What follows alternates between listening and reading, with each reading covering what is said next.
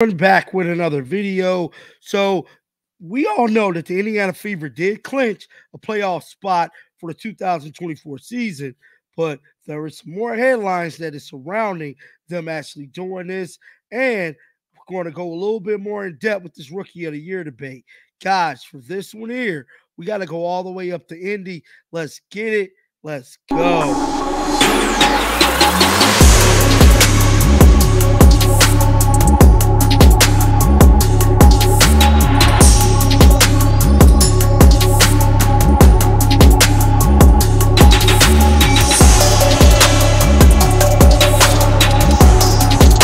Sure, if you guys haven't heard by now, Caitlin Clark and the Indiana Fever is definitely going to the playoffs for the 2024 season.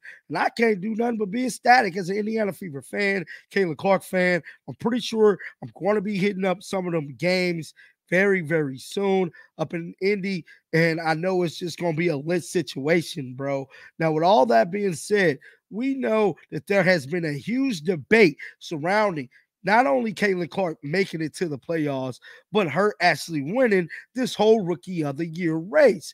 Now, none other than Dave Portnoy went on his X account the other day. It caused a big controversy when he said this. Let's roll the footage right now. Okay, so I'm minding my own business today, and I see a tweet from Lisa Leslie. It says both Angel Reese and Caitlin Clark deserve to win Rookie of the Year. My jaw hit the floor. And I said, Dave, you got to do something. You have to do something. I know you're not the biggest Angel Reese fan out there. You bleed Caitlin Clark. You're a Fever fan. You got $100 grand to win, $10 million on the Fever. You've been a Caitlin Clark fan since college. Angel Reese is not your gal. But you got to do something here. Because I'm starting to worry about Angel Reese and her mental health. What comes along with the media, specifically like ESPN? I saw Stephen A. Smith put them in the same sentence. Angel Reese is showing she's no joke either. I think she could win Rookie of the Year. Cheryl Swoops, that idiot. L. Duncan's been guilty of it. There's a lot of people who continually are talking about Rookie of the Year. Is it Angel Reese or is it Caitlin Clark? Who's the better player? I thought we put this to rest this weekend when Caitlin Clark went into Chicago, Angel Reese's home building, on Angel Reese night, beat him by 100. Caitlin checked out of the game with 5 minutes left to a standing ovation. She scored 30, had like 1 million assists. She's literally on the sideline signing Angel Reese Barbie paraphernalia they gave out. Well, Angel Reese was still in the game, scrambling for a fraudulent double-double, scored like 5 points in the last minute with the scrubs in to get her 10 points. So everyone can be like, oh, double-double queen. I thought we put this to rest. But nope, we're still going because Angel Reese had a big stat game in their like 100th straight loss. She put up, I think, 19 rebounds, 17 points. Forget that Camila Cardoso, the other rookie on that team, had a better stat line, scored more points, shot 60%, and Angel shot 30%, which is like good for her. Forget that. Angel Reese, generational rebounder, possibly. Very good rebounder. Motor, can't shoot a lick. One of the worst shooters in the league. Like 30% from a foot out. It's disgusting. Facts. Doesn't pass. Doesn't do one stat. She's a great rebounder. Doesn't make her team better. The Chicago Sky already have as many losses this year as they did last year. They've gotten significantly worse. Meanwhile, the Fever, we all know, they're 17-16, the best record they've had in like a decade. The first time Kelsey Mitchell will ever make the playoffs.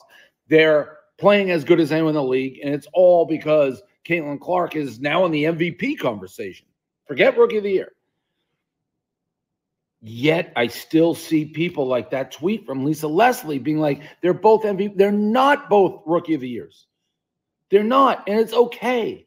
Not everybody is Michael Jordan. Not everyone is Steph Curry. Some people are Andre Drummond. Some people are a poor man's Dennis Rodman. Some people are Rudy Gobert. But you don't hear Rudy Gobert up for league MVP or talked about in the same breath as the great players. So why are we talking about Angel Reese, who is a rebounder? She has one thing well, and she does it great.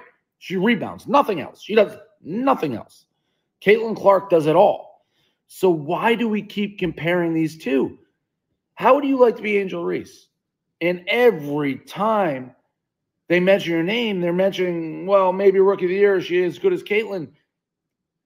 Anybody with eyeballs who has ever watched basketball in their life knows they're not even the same county, zip code, country, universe as players. If you say they are, you have an agenda, you're lying. Maybe you're a black person, I don't know, who can't lose their street cred by saying a white player from Iowa is better than the black girl. I don't know. Because I know this. Look, he's there right isn't about one that, person because a lot who of has ever watched don't want to basketball give Caitlin would her say props because of that. that Angel Reese is in the same stratosphere as Caitlin. If you had a gun to your head, you had one player to take, your family's life is on the line. Quite literally, 1 million out of 1 million people would say Caitlin's clears. Caitlin Clark, we're not even worried about the Rookie of the Year. She's in the MVP conversation. We're going for titles. Let her, if they want to give the Rookie of the Year to Angel Reese and make a mockery of the whole thing, fine, do it. I don't care. Caitlin Clark fans don't care. I care about the I care. I have a heart. I care about the mental well-being of Angel Reese. Nobody should be forced to live under unfair, unreachable expectations their whole life. If you're going to, this isn't Magic Bird. This is Sam Bowie versus Michael Jordan. Like, they're not in the same sentence. So for all the media, ESPN, Stephen A., Cheryl Swoops, Lisa Leslie with that tweet, whoever is out there who wants to keep making this a debate and act like they're remotely similar, if Angel Reese has a mental breakdown because of these unfair, unreachable expectations, it's on you. She is a great rebounder. And yes, if Caitlin Clark didn't exist, well, 95% of the country wouldn't know who Angel Reese is, but forget that. If Caitlin Clark didn't exist, yeah, Angel Reese would be Rookie of the Year. But if ice cream and candy were Halloween or something like that, that expression, if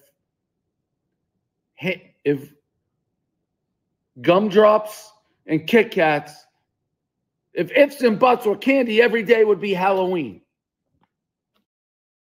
Hey, Portnoy, speaking about Caitlin Clark and Angel Reese, this whole Rookie of the Year debate. Now, Caitlin Clark and the Indiana Fever is scheduled to play the LA Sparks today in a couple hours. Couple of the teammates did speak with reporters before the game, and a lot of them pretty happy about clinching that playoff berth. And all that being said, check out what Leslie Hall had to say.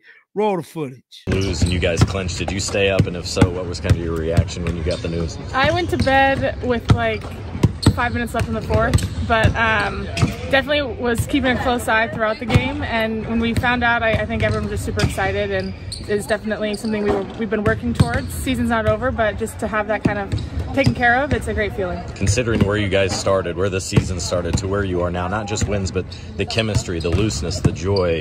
I mean, how big a growth has it felt like from inside? It feels a lot different. I think everyone can attest to that we're just having a lot of fun out there.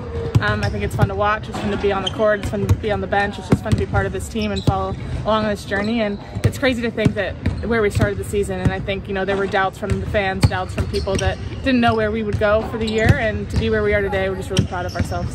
How do you find that balance then now? Hey, great, we're in, but you have an opportunity to climb a couple seats here, keep the winning going, and kind of keep this momentum going that you had in August into September? Yeah, you know, it's great to have it clinched, but it's not over. Like we said, you know, we're taking every game as it comes, really focus on the game in front of us, really focus on the game tonight against Los Angeles, and I'm just excited to see, you know, where by the end of the regular season where we're sitting. Good second half these last two games on the road. What was this team doing after halftime?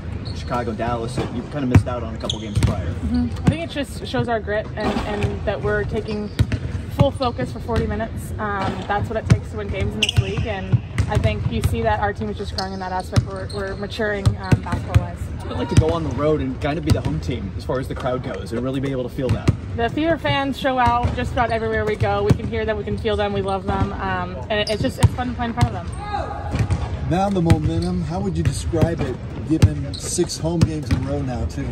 Yeah, it's growing. You can feel it. I mean, every time we play here, the fans are getting louder and louder.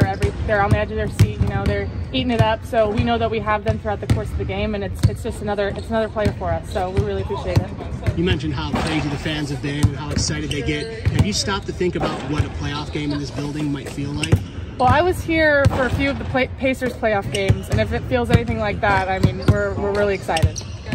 What's kind of led to everyone embracing kind of starring in their own role? Has that been just since the break and since the more time together? But it seems like so many of you have now thrived and been more comfortable and confident within whatever you're doing. Yeah, I think it's just, you know, having confidence in each other. And I've said that before, but it feels like everybody believes in every person and what their role is and what they can bring to this team. And we know that every night's going to look a little different. Every game's going to look different. Someone's going to have to step up. And it's just really great to see everyone doing that. That was Leslie Hall wrapping up her conversation with reporters before this matchup tonight. But guys, I want to take time to thank each and every last one of you guys for checking out the videos. Get down in the comment section. Let me know your thoughts about this. Keep them bells on, because you want to know why? Because I'm going to bring you the news. And until next time, tell them John the Liquidator say, shake the haters off. I'm out of here. Peace out.